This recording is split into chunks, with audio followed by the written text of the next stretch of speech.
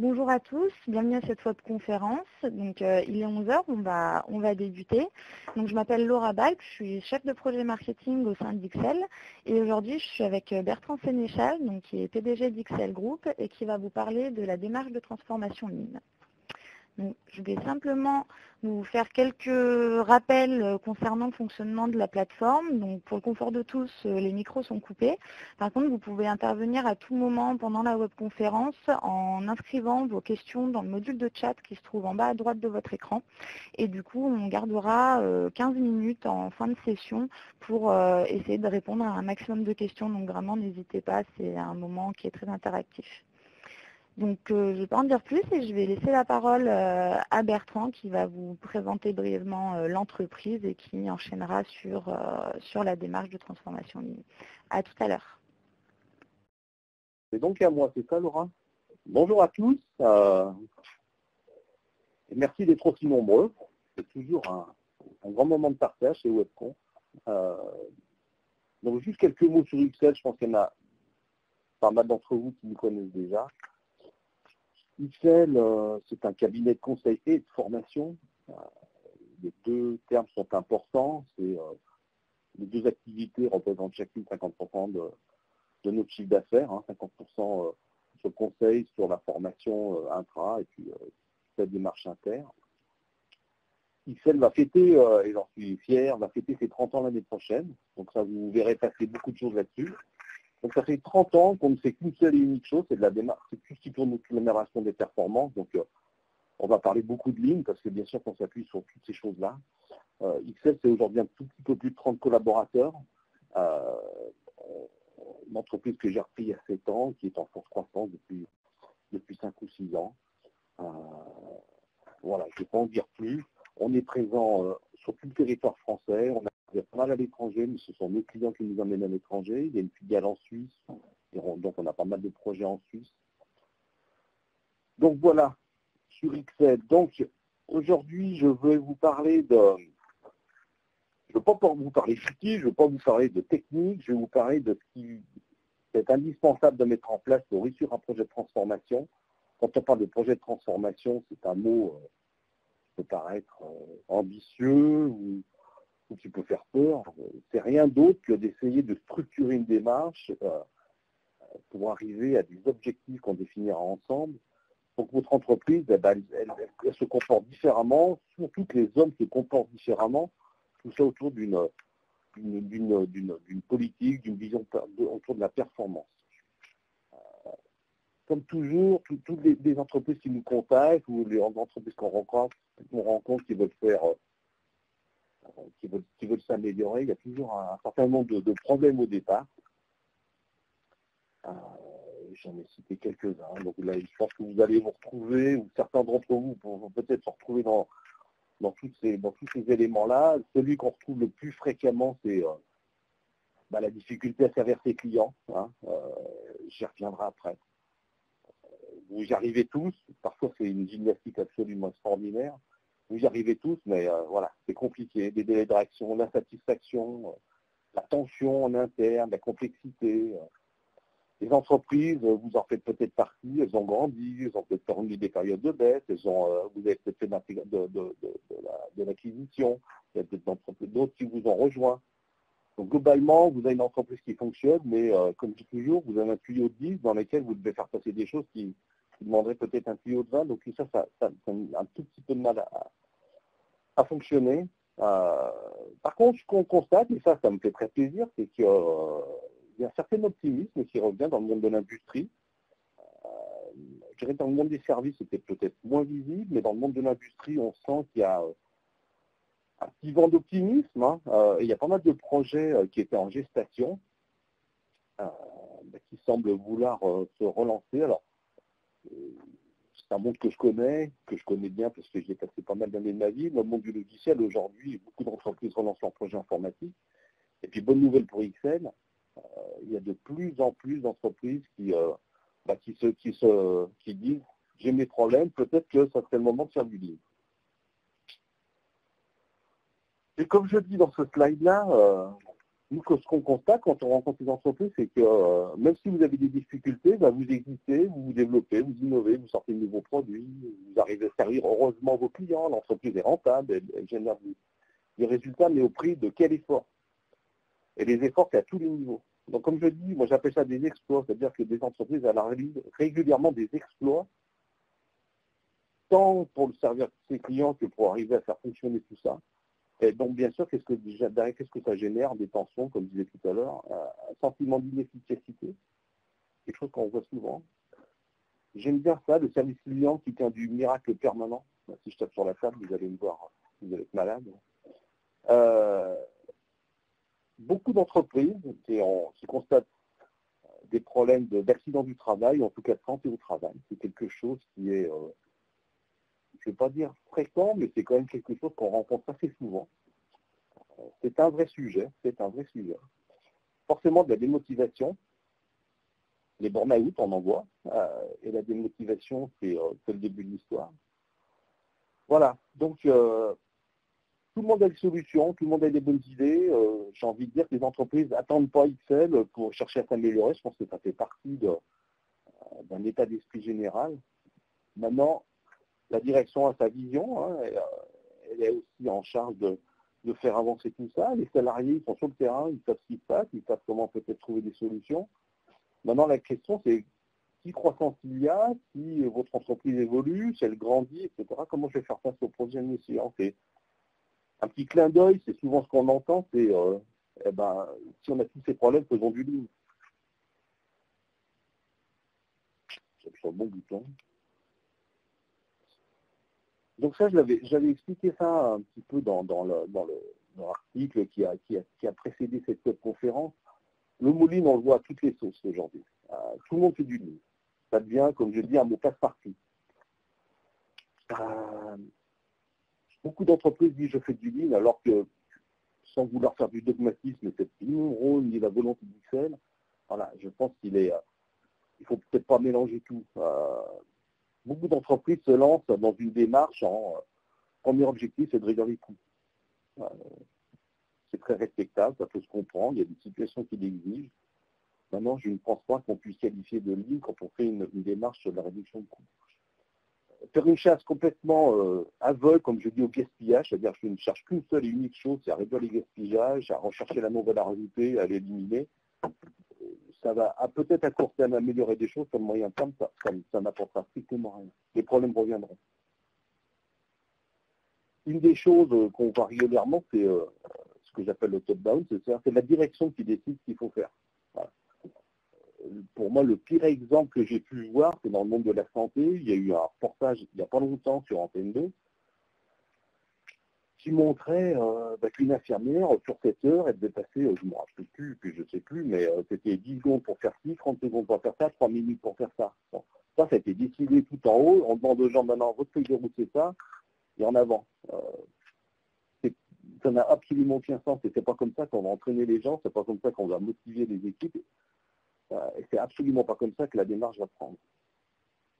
Et puis le quatrième point, c'est quelque chose qu'on voit souvent, c'est le lean est beaucoup trop assimilé à une démarche outil. Moi, on rencontre des gens qui me disent moi je vais faire du lean, donc je vais faire un 5S, et c'est pareil qu'il faut commencer par le 5S, après je vais faire une VSM. Là, les gens sont vraiment très très forts pour arriver à imaginer qu'il faut commencer un projet comme ça. C'est ce que j'appelle un petit peu là. Ce que je mets en dessous, c'est la boîte magique. Je n'ai pas la boîte magique et je n'ai pas le remède miracle. Vous allez voir comment on essaye de structurer les choses pour que ça ait du sens, pour que tout le monde soit embarqué dans le projet. Donc, qu'est-ce que c'est qu'une entreprise lean? Une entreprise lean, elle va devoir intégrer un certain nombre de valeurs, elles sont extrêmement importantes. Vous verrez, je vais beaucoup parler du côté humain de la chose. La première chose, c'est qu'il ne peut pas y avoir un projet de cette nature sans écouter et respecter ses collaborateurs. Alors, respecter, c'est un peu fort, mais en tout cas, écouter ses collaborateurs. Ce sont les gens de terrain qui savent quels sont les problèmes, ce sont les gens de terrain qui savent ce qui se passe, ce sont les gens de terrain qui savent tous les jours quels sont les problèmes qu'ils peuvent rencontrer, ou peut-être, et puis la chose la plus importante, quelles sont les solutions à tout ça. Ça va permettre d'utiliser les capacités des collaborateurs, leur donner une certaine autonomie, parfois même une grande autonomie et une véritable autorité dans ce qu'ils font au quotidien. toute la dimension managériale autour d'une démarche est extrêmement importante. Donc, ça va être comment est-ce que je vais accompagner mes collaborateurs autour de tout ça. Et puis derrière, si vous travailler sur de la résolution de problèmes ou sur la mise en œuvre d'un certain nombre de chantiers, il faut pouvoir suivre ça, piloter ça, savoir si les choses elles sont bonnes, si on est efficient, si on est efficace, si les résultats sont conformes à ce qu'on attendait, etc., etc. Donc une entreprise ligne, si on se projette un petit peu, c'est-à-dire si je veux me projeter à 1 an, 2 ans, qu'est-ce que je vais retrouver dans mon entreprise? Il y a 4 grandes dimensions sur lesquelles une entreprise va s'améliorer. Ça va être sur la partie flux. Donc, je ne vais pas le détailler parce qu'en 45 minutes, ça sera peut-être un petit peu long. Et puis après, si je dépasse le temps, j'ai Laura qui n'est pas le bon là qui va me taper dessus. Mais clairement, sur les flux, on va travailler sur la partie forcément qu'on va travailler sur la notion de gaspillage, on va travailler sur les espaces, sur le poste de travail. On va probablement, mais ce ne sont pas généralement pas les choses qu'on prend en premier, c'est toute la partie de passer sur du flux tiré. Aujourd'hui, beaucoup d'entreprises sont encore en poussée, on travaille à partir des stocks. Le flux tiré, c'est quelque chose qui ne se met pas en œuvre en 30 secondes. Ça demande quand même de calculer, de réfléchir et de se poser un certain nombre de questions en amont. D'autant plus qu'il y a de plus en plus de techniques qui sortent. Une qui est très récente, qui s'appelle le DDMRP. Ça va être un des sujets qui seront au cœur de notre offre 2018. Tous les consultants d'Excel sont formés au DDMRP. Bon, la partie flux, c'est quand même la partie importante. Sur les postes de travail, ça va être clairement le travail qui sera fait avec tous les gens de terrain, avec les équipes. Sur la partie des standards, c'est un des éléments de base du livre, j'y reviendrai après. Les conditions de travail, c'est une des dimensions qui permet de faire accepter, de faire comprendre un projet, toute la partie ergonomie. Donc au niveau des équipes, le Lean, c'est une démarche qui va faire exploser, qui va casser toutes les barrières. Beaucoup d'entreprises travaillent toujours en silo, et ça, c'est l'histoire qui est passée derrière ça. Chacun individuellement, tout le monde est très très bon. Par contre, les problèmes viennent soit de l'amont, soit de l'aval. Et quand on se regarde, on est extrêmement bon. Par contre, quand on veut chercher à travailler en transverse, essayer de partager, de discuter, on est juste incapable de le faire, ou en tout cas c'est très compliqué. Et puis c'est là qu'on se rend compte qu'il y a peut-être des fois des choses qui sont faites, tout le monde fait les mêmes choses, mais personne ne le sait. Et puis forcément, une démarche ligne n'a de sens et ne sera pérenne que parce que le management sera impliqué, sera concerné et sera capable de piloter l'ensemble des choses, et c'est très souvent au quotidien. Sans un système de management qui a pris ses responsabilités, une démarche ligne, à part faire quelques progrès de façon très court terme, ça n'aura pas beaucoup de sens et ça ne sera pas pérenne. Et forcément, dans une démarche ligne, qu'est-ce que vous allez retrouver comme gaz, comme toujours si on se projette, c'est clairement une démarche ligne va transformer, en tout cas, va faire bouger beaucoup de choses dans l'entreprise. Et j'insiste beaucoup sur le terme bouger. On bouge l'état d'esprit, on bouge le comportement, et puis forcément, il y a un aspect physique à ça, on va bouger des flux, on va transformer des postes de travail. Voilà. Donc il va y avoir vraiment un mouvement, c'est pas Excel qui va l'imprimer, ça va être les gens, ça va être les équipes qui vont décider. Voilà. Donc il va y avoir vraiment un travail sur la culture d'entreprise. Bien sûr, vous allez gagner en efficacité sur des coûts, etc., servir vos clients. Enfin, voilà. Donc toutes des choses que vous avez déjà dû entendre et voir, mais c'est une véritable réalité sur les gains. Dans la vision qu'on peut avoir, nous, d'une démarche ligne, on essaye de la simplifier. Je n'ai pas pour vocation à expliquer ce que c'est que le Lean, parce que je pense que je sais d'être dans un slide précédent. Il y a autant de définitions du mot Lean qu'il y a de projets ou il y a de consultants. Donc, très bien, je veux dire, chacun peut avoir sa vision. Nous, on essaie simplement de dire, quand on se lance sur un projet comme ça, il y a 2 objectifs. La première, c'est de mettre l'entreprise dans ce qu'on appelle, c'est ce mot magique. Qu'est-ce qu'il y a derrière, on va en parler. De mettre l'entreprise dans une démarche d'amélioration continue. Je m'améliore tous les jours, mais pour ça, j'ai un certain nombre de choses à construire.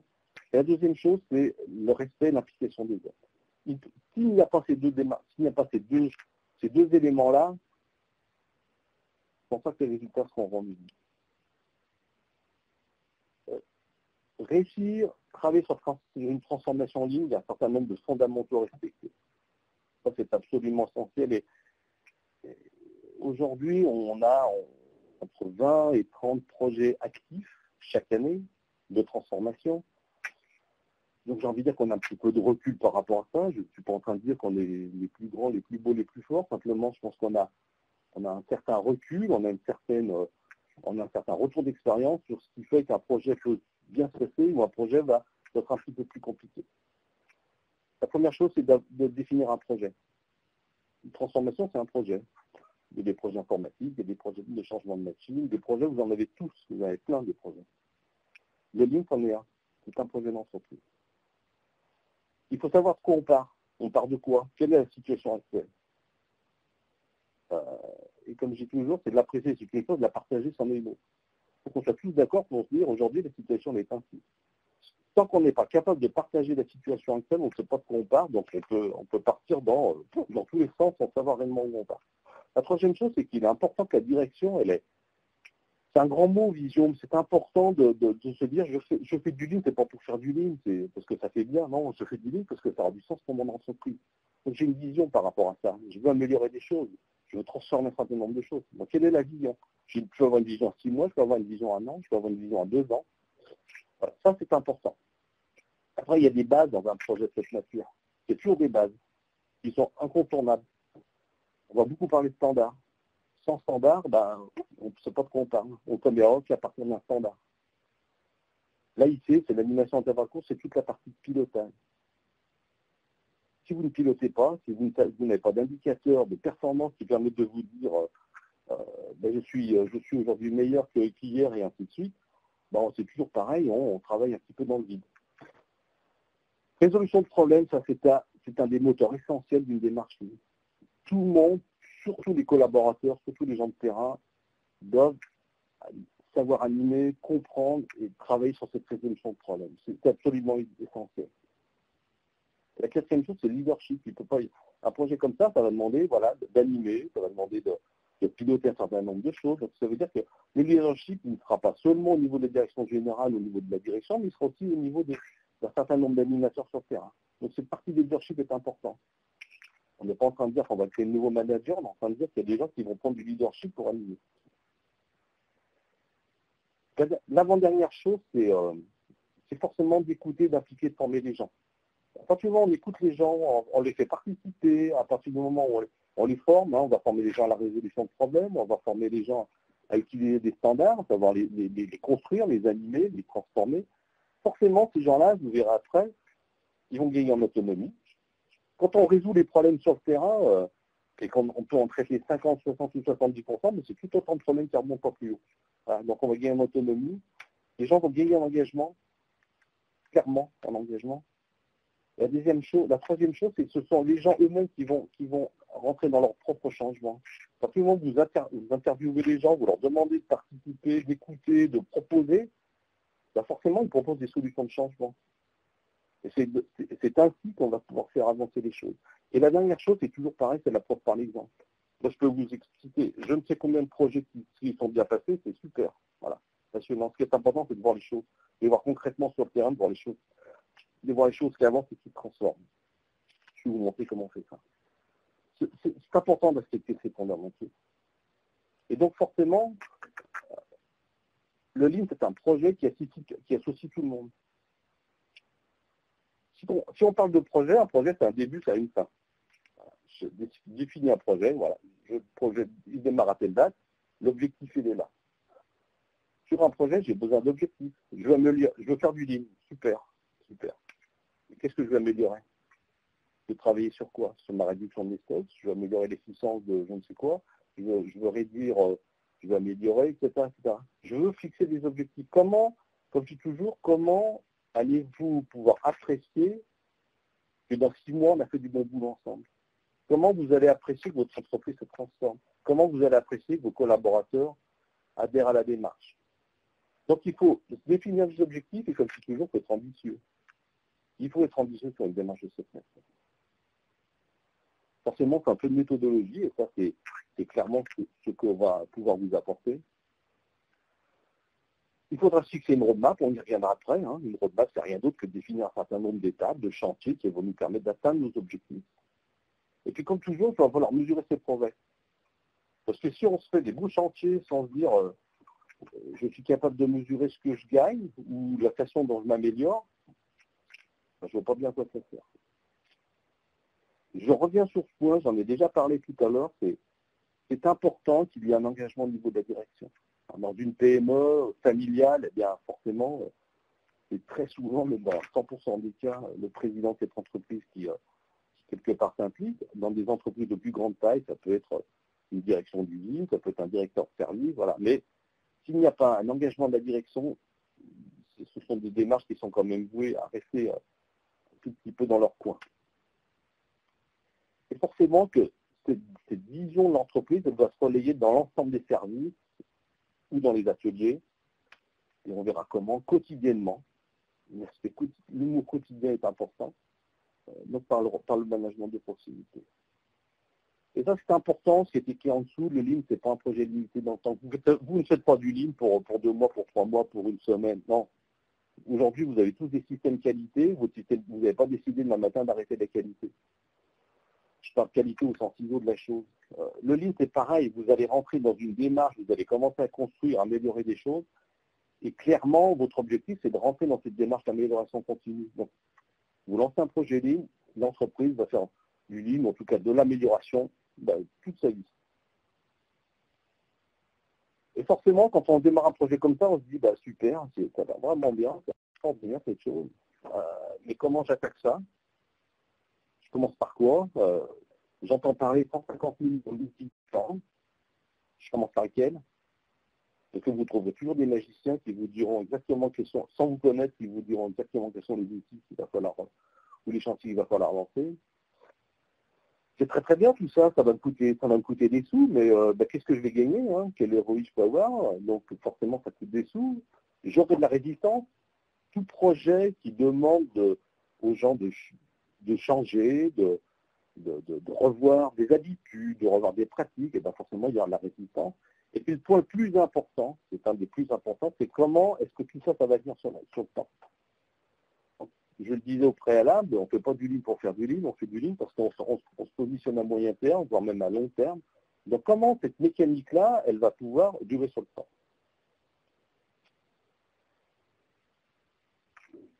J'ai envie de dire que la démarche en elle-même, elle est extrêmement simple. Hein. Et puis je reviens un peu sur ce que j'ai dit au préalable, c'est-à-dire qu'il faut une vision de la direction, c'est-à-dire qu'il faut, j'ai besoin de définir un projet, j'ai besoin de construire un projet, qui dit projet dit souvent chef de projet. Il faut des objectifs. Il faut mettre en place une communication, parce que le Lean, ça demande beaucoup de communication. C'est extrêmement important de célébrer des résultats, c'est extrêmement important de fêter des chantiers, etc., etc. Et puis, comme toujours, ça c'est une volonté de la direction, il faut qu'elle soit claire, qu'elle soit imprimée, que tout le monde soit informé, que tout le monde soit au courant. Je décide de faire un projet, je lance un projet, voilà pourquoi je veux le faire, voilà quels sont mes objectifs, voilà ce que j'attends de vous. Et puis après derrière, comme toujours, ça se passe sur le terrain. Et on va revenir, c'est toujours pareil. Des chantiers, des standards, du pilotage, l'implication des gens, la formation des gens. C'est toujours la même mécanique.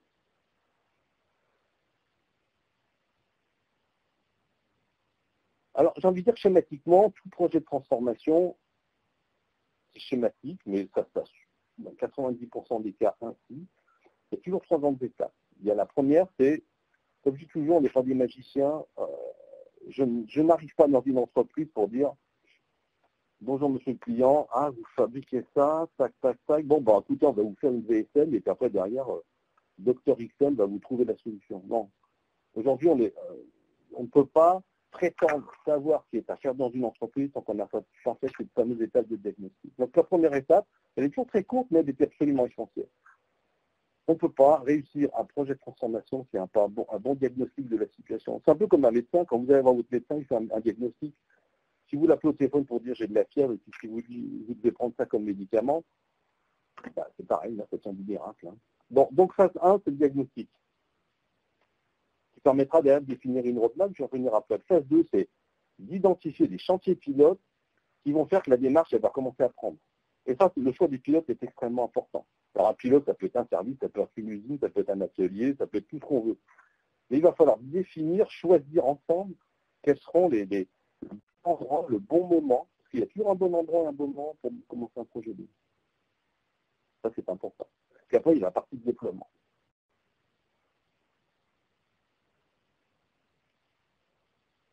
Donc sur la phase 1, c'est vraiment important, que ce soit notre diagnostic.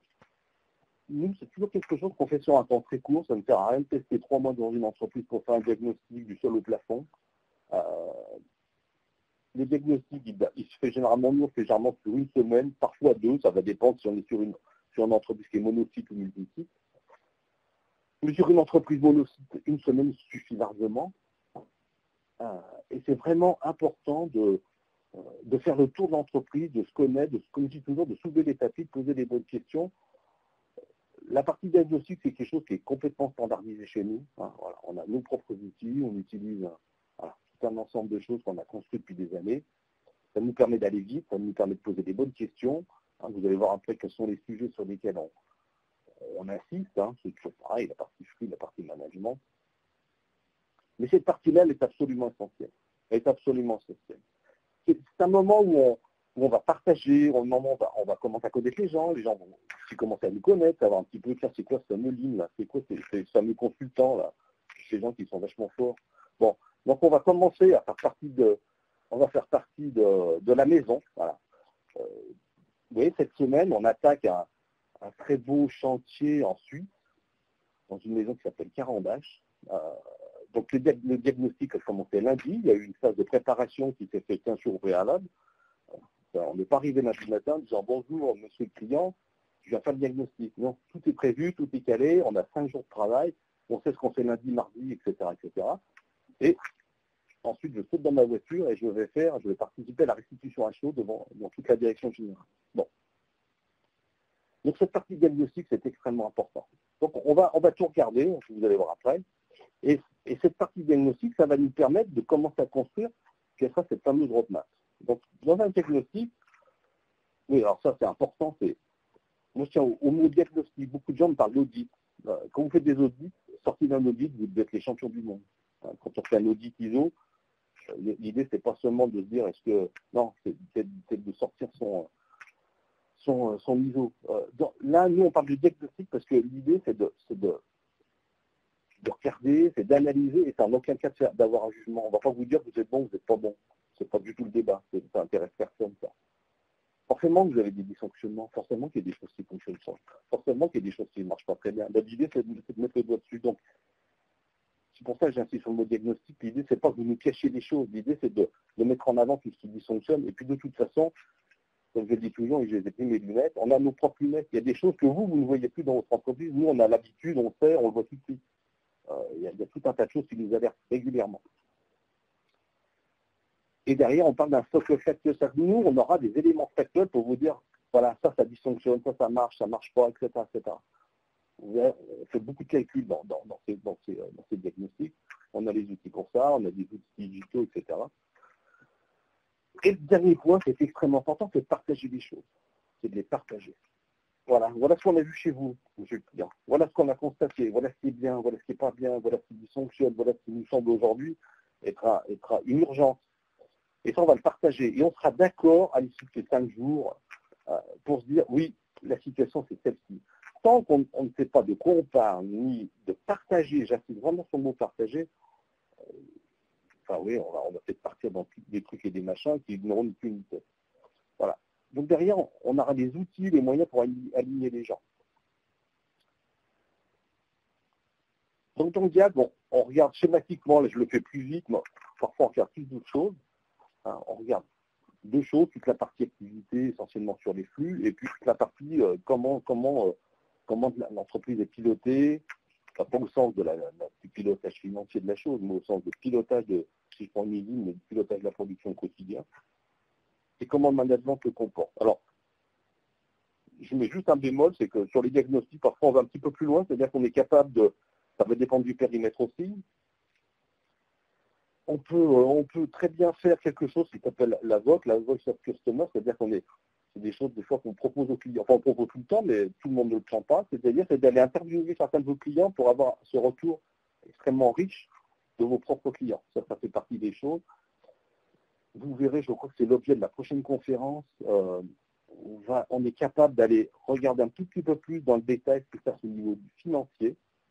Alors, on ne va pas aller regarder vos comptes de résultats, mais on va probablement regarder ce qu'on appelle, nous, une démarche qui est un peu plus centrée là-dessus, c'est ce qui est du lean accounting. Je sais tout ça, Laura, c'est la prochaine leçon. Je suis au courant de ce qui se chez moi. Donc, quelque part, d'aller voir qu'il y a la synchronisation qu'il peut y avoir entre la partie, on va dire, terrain, que ce soit de la production ou des services, et la partie finance, surtout contrôle de gestion. Donc, on est capable de regarder l'ensemble de l'activité. Mais maintenant, dans une entreprise, ça ne sert à rien d'aller faire un diagnostic si c'est une entreprise industrielle, de la partie industrielle, donc la partie, on va dire, production, plus la finance, plus la RH, plus le SI, parce qu'on va prendre des choses séquentiellement. On va pas envoyer 150 consultants qui vont tourner du jour au lendemain. Donc, il faut faire les choses séquentiellement. Si on faisait le diagnostic de la partie finance aujourd'hui, si on fait du lean dans la partie finance dans 18 mois, il y aura des choses qui auront changé. Donc, c'est dépenser de l'argent pour rien. Donc, il faut faire les choses séquentiellement. Et donc, le périmètre, ça fera partie de la partie. Dans le diagnostic, on aura défini au préalable le périmètre. Donc, sur la partie activité, là, vous allez retrouver des choses assez traditionnelles, mais on va faire le tour de tout. On fera peut-être, on fait souvent même on va suivre un produit ou un service ou une personne, on va faire une rapide VSM là-dessus, pour regarder un petit peu les choses, comment elles se passent. Il y aura une évaluation 5S, donc parfois ça fait sourire, mais il ne faut pas le prendre de cette façon-là. C'est vrai qu'on fait quelques photos ou quelques films, et parfois ça surprend un peu de dire, tiens, ça c'est mon entreprise. Je sais que parfois il y a des restitutions de diagnostic, le chef d'entreprise parfois est un peu embêté, mais c'est pas du tout fait dans l'esprit de dire, regardez, quand vous n'êtes pas bon, non, c'est de dire, regardez, il y a quand même des choses à améliorer chez vous. Voilà, donc on fera de la VSM, on fera un certain nombre de choses, on pourra faire du diagramme spaghetti, enfin on peut faire plein de choses. Un diagnostic, ça se fait généralement entre, il y a toujours 2 ou 3 consultants, il y a un minimum, il y en a 2, selon la taille, ça peut jusqu'à 3, peut-être plus. Donc quelque part, voilà, on fait le tour de toute la maison, donc sur cette partie flux. Sur la partie du management, on va regarder un petit peu comment est pilotée l'activité. On va regarder quelle est la maturité des gens par rapport à ce qu'on peut appeler le lean, sur un certain nombre d'axes. Vous allez retrouver des schémas que vous connaissez tous. On va regarder un petit peu quelles sont les pratiques managériales, comment les gens fonctionnent. En gros, comment je pilote mon activité. C'est-à-dire, est-ce que je passe mon temps à faire le pompier ou est-ce que je passe mon temps à faire du prédictif et à anticiper les choses. Généralement, des choses, on a souvent affaire à des gens qui, de toute bonne foi, disent moi, j'ai fait une super journée aujourd'hui parce que j'ai éteint 150 incendies, j'ai bouché 15 trous, et puis j'ai fait le boulot à la place de mes gars parce que je fais vachement mieux que lui, je vais beaucoup plus vite. Bon, est-ce que le management est payé pour faire ça? Voilà. Donc, toute cette mentalité-là, il va falloir la faire évoluer. Donc, on va regarder tout ça.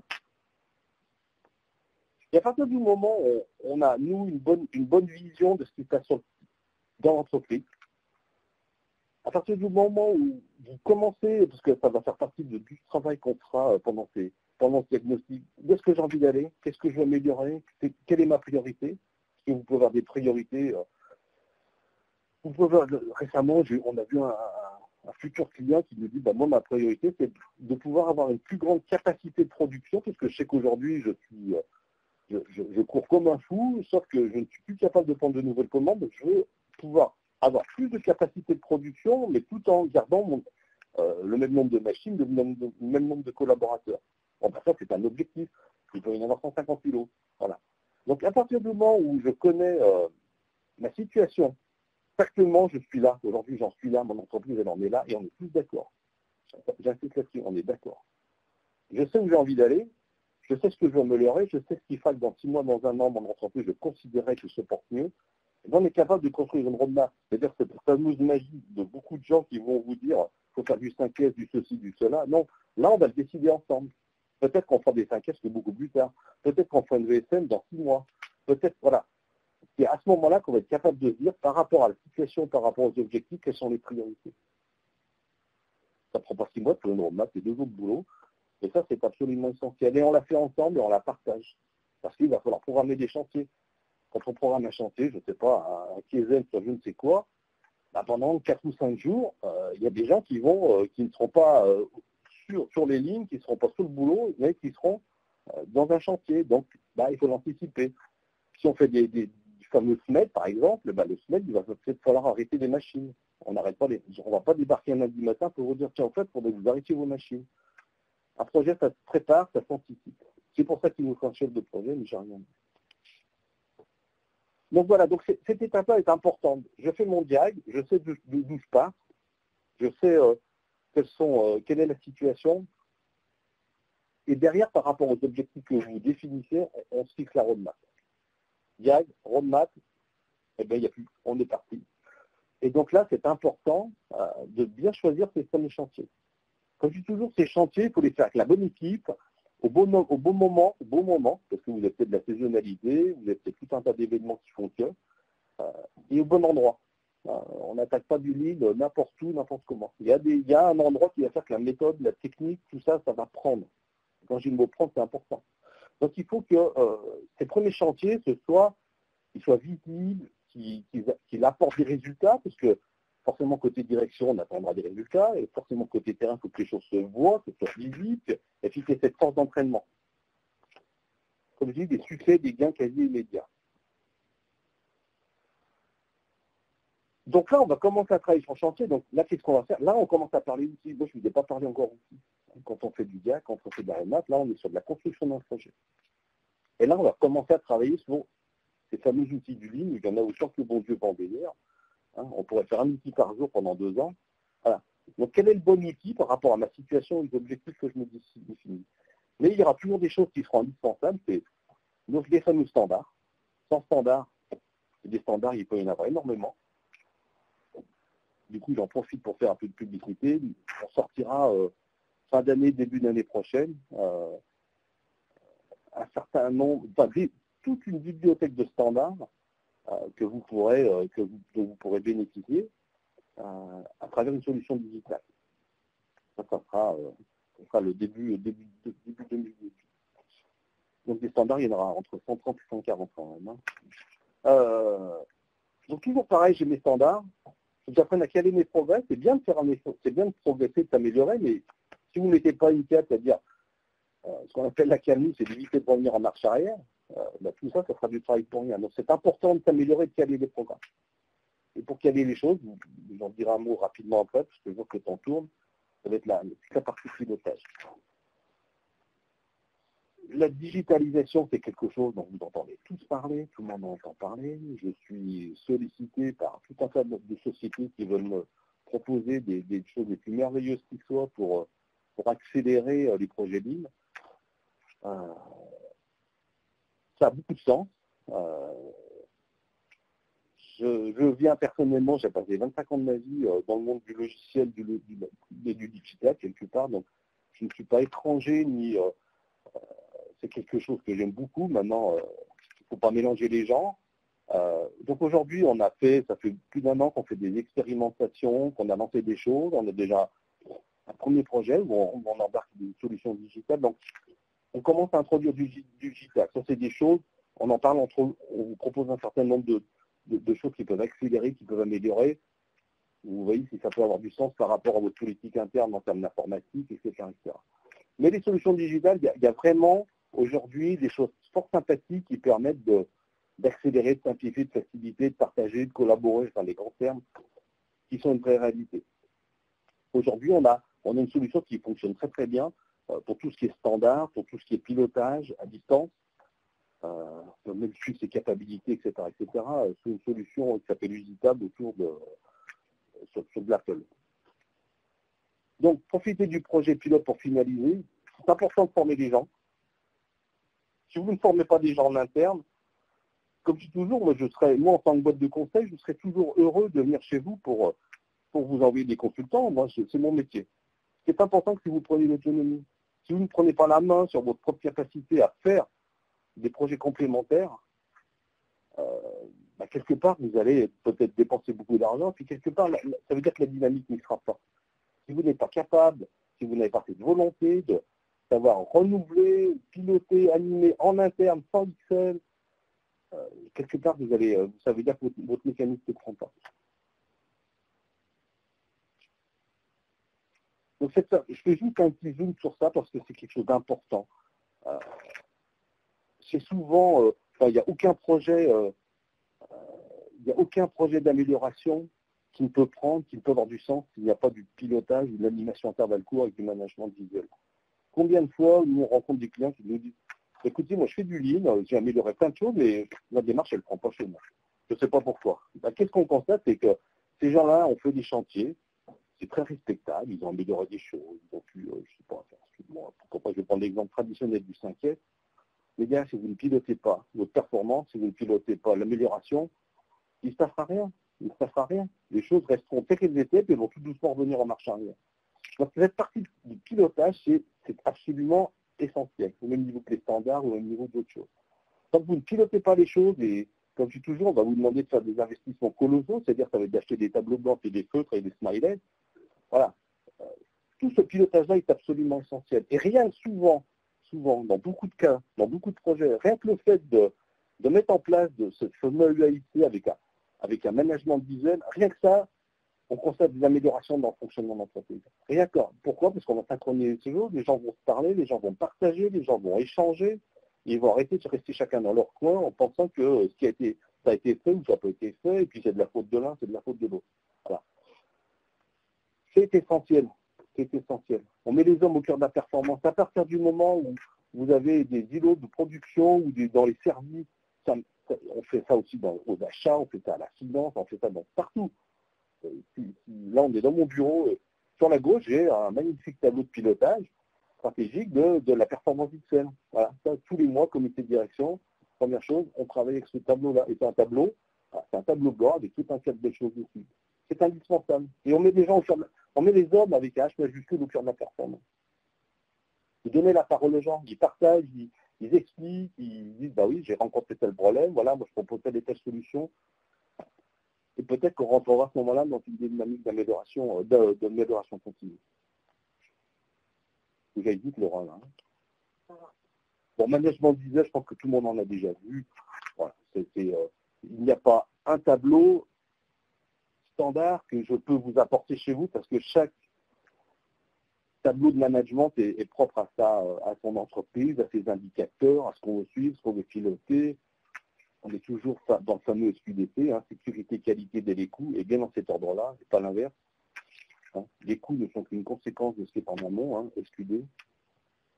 Voilà. Donc le management visuel, c'est ce fameux tableau qui peut être du tableau blanc, qui peut être ce que vous voulez.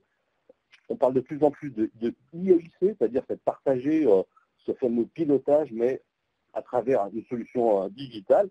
Si vous êtes plusieurs sites, oui, c'est sûr que là, il faut trouver des solutions. Donc ça, c'est des choses qui se pratiquent très facilement, qu'on utilise. Voilà. Troisième phase, je vais plus vite, donc ça, c'est le déploiement. Ce qui est important, phase 1, phase 2, XL est très présent.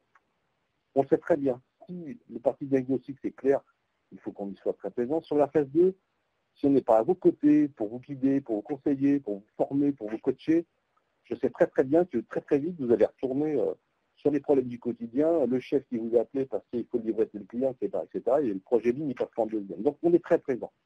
Donc c'est important que sur phase 1, phase 2, on est présent et vous devez commencer à prendre la main.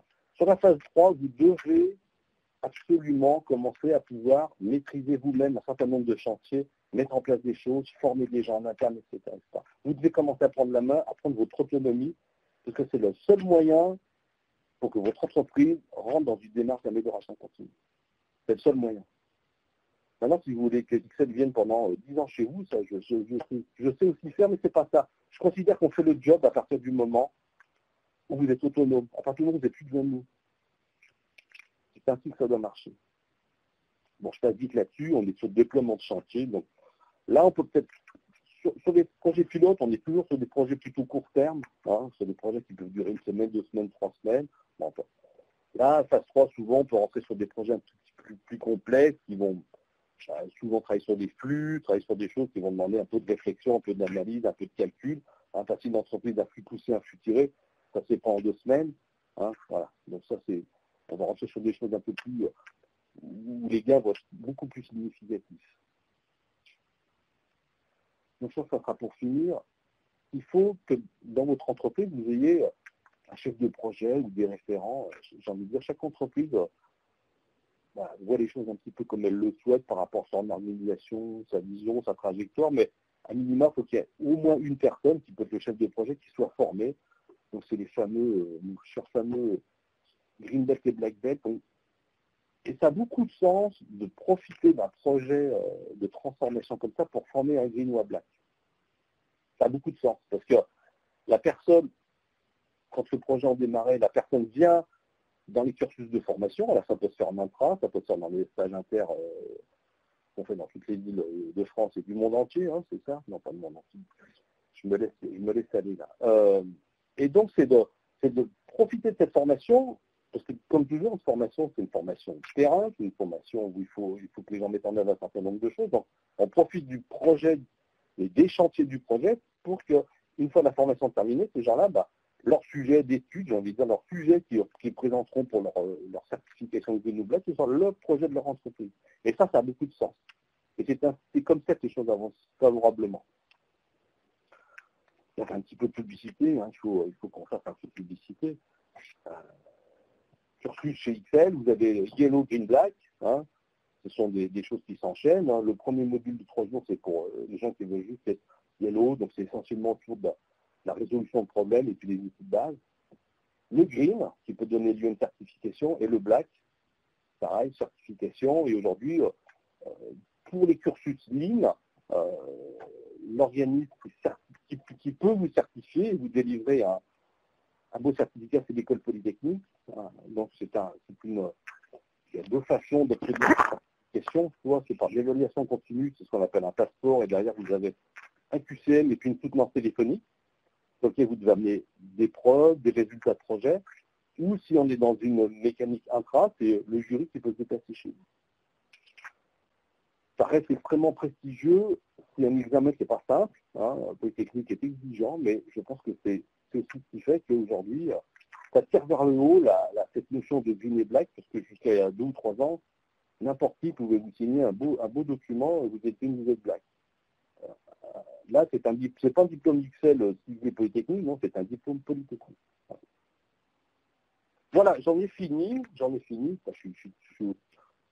C'est incroyable. J'ai pris 47 minutes. Voilà, donc je pense que Laura va poser 150 000 questions. Oui. Donc non, il n'y en a pas 150 000, mais il y en a quelques-unes et qui sont intéressantes. J'invite quand même tout le monde qui n'a pas encore posé ces questions et qui en aurait, c'est l'occasion, donc n'hésitez pas à les poser dès maintenant. On va attaquer. Donc du coup, j'ai une première question pour toi Bertrand. Alors quelqu'un a bien compris le fait que tout le monde doit être impliqué dans la démarche, mais qui devrait être l'animateur principal du Lean dans l'entreprise? Mon Dieu. On a toujours cette question, c'est évident. Alors, il y a 2 réponses. Soit vous avez déjà potentiellement identifié quelqu'un qui pourrait être un chef de projet. Alors, dans une entreprise industrielle, le chef de projet, c'est souvent quelqu'un, c'est en aucun cas le directeur industriel ou le directeur de site, parce que ça ne peut pas être la bonne personne. C'est parfois des gens des méthodes, c'est parfois des gens qui connaissent bien l'interne, qui connaissent bien l'entreprise. Parfois, les entreprises nous disent on ne sait pas trop, on hésite. Et c'est souvent le diagnostic qui va nous permettre d'identifier la personne qui sera plus motivée, la plus performante, la plus... Voilà. Comme je dis toujours, il faut des gens qui ont envie. Si les gens ont envie de s'impliquer, on a déjà fait 50% du chemin. Voilà. Maintenant, il faut avoir il faut avoir un certain savoir-faire, et notamment c'est toute la partie leadership, parce que ce sont des gens qui interviennent sur du plus transverse, qui on va demander d'aller animer des chantiers dans des services sur lesquels il n'y a absolument aucune relation hiérarchique, hein. D'embarquer des gens de la RH, d'embarquer des gens de la finance, voilà. Donc il faut du leadership, c'est du travail de chef de projet. Donc j'ai envie de dire qu'il n'y a pas une personne en particulier qui est la plus dédiée pour faire ça. Je dis toujours, il faut du leadership, il faut connaître la société, il faut savoir un petit peu comment elle fonctionne. Voilà. Mais il n'y a pas de règle là-dessus. Mais c'est souvent le diagnostic qui va nous dire, voilà, on hésite entre 2 ou 3 personnes, et puis dans le diagnostic, on va voir on va voir un petit peu le comportement, l'attitude, l'implication, la motivation de ces gens-là.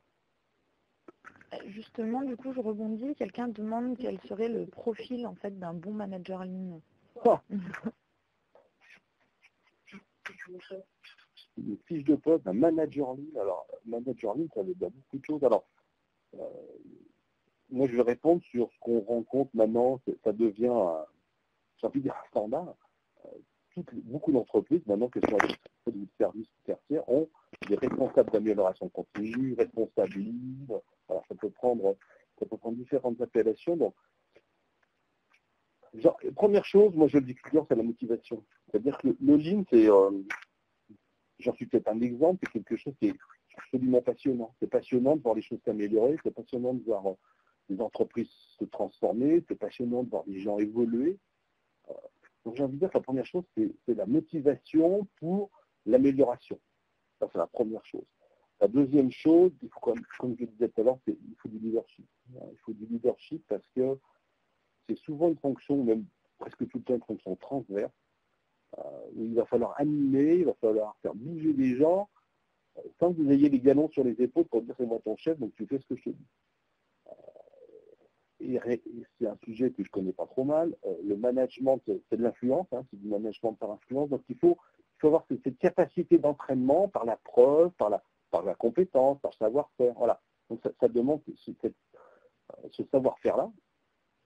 J'ai envie de dire qu'ensuite, il faut techniquement savoir de quoi on parle. Donc oui, vous pensez que je fais de la pub, mais c'est une réalité. Il faut que ces gens-là ils aient un niveau green, voire black selon la taille et la structure des organisations. Et puis après, je dirais qu'en dernier lieu, je crois que ce qui peut être bien, c'est de quand même bien connaître la société. Ça peut être intéressant parce que bien connaître les produits, de bien connaître les hommes, de bien connaître le fonctionnement de l'organisation, ça peut avoir du sens aussi. Mais comme toujours, c'est la motivation, le savoir-être, le savoir-faire, la capacité d'appréhender, de comprendre les problèmes. Puis après, techniquement, il faut savoir ce que c'est. Il faut connaître les techniques du lean. Si on parle de flux tiré, il faut savoir ce que ça veut dire. Si on parle de semaine, il faut savoir ce que ça veut dire. Si on parle de faire un 5S, tout le monde pense savoir faire un 5S. Le 5S, c'est peut-être l'outil le plus puissant du lean, mais beaucoup de gens font du 1 ou 2 ou du 3S, mais ça s'arrête souvent là. Et puis ça ne se limite pas juste à ranger un bureau, faire du 5S. Voilà. Ça demande de bien maîtriser toutes ces techniques. Mais j'ai envie de dire, sur un projet de transformation, ces gens-là, ils montent en compétences extrêmement vite parce que ils sont imprégnés, ils sont impliqués dans le projet, ils travaillent avec les consultants, ils sont là aussi pour leur transférer leur savoir-faire. Donc, voilà.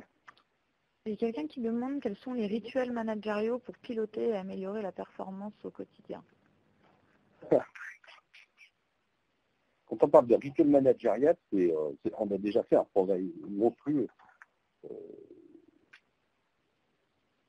Ou pas, est-ce que toutes les entreprises aujourd'hui ont des rituels managériaux? Non. Un rituel managérial, c'est tout simplement, ça peut être un tour de terrain tous les matins, ça peut être ça peut être le pilotage l'AIC du matin qui se fait à 7h ou à 8h à la prise de poste, ou dans le service achat de je ne sais quoi. Voilà. Donc, elle est où la question? Puis je m'en fais la question. Redonne-moi la question, Laurent. Je pense que j'ai perdu la question. Tu l'as plus? Oui.